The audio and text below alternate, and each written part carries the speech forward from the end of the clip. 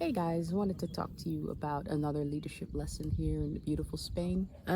Being here with my family this week really opened up a new line of thought for me. As we were passing through the landscape, we talked about something we've talked about before, which is what if we lived here?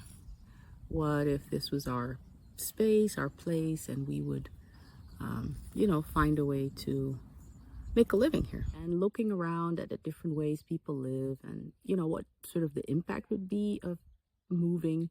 It made me think of another leadership lesson. A lot of times when we talk about leadership, we talk about vision and how important it is to have that. But actually making the dream come true, whether that's to move to somewhere else or to create what you have envisioned as a leader, it takes more than just having vision. True vision is like a series of choices. You have to stick to the vision again and again.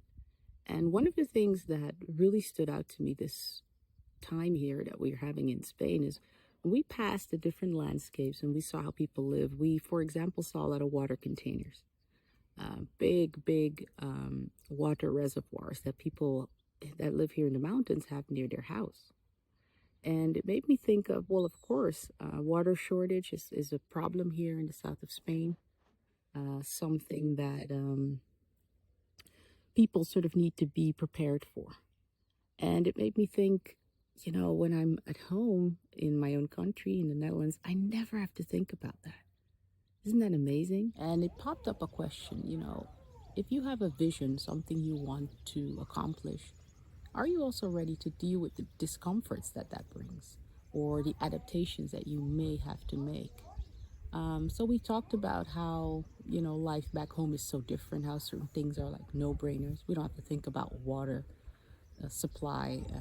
It's always there. These things are fairly simple to us, but over here, people have to think ahead, plan ahead. So we were, for example, to build or buy something here. Those would be things that we would have to keep in mind. So as the discussion continued, we talked about, okay, what sacrifices would it take for us to have some of the benefits of life here, beautiful nature, a life under the sun, and at the same time, maybe giving up some of the comforts that we've become so accustomed to and that you so easily can miss because you never think about having them all the time. And so it brought home or drove home a very important point. Sometimes to realize a vision, you also have to deal with the discomforts. If we were here, it meant just turning on the tap and making use of water would not be as easy and as sort of a no-brainer as it is back home.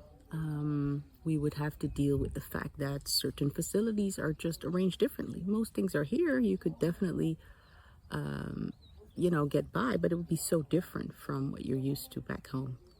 And so we had to talk about that. We talked about it with my son and my husband, who grew up in another part of the world where a lot of these facilities were lacking when he was growing up.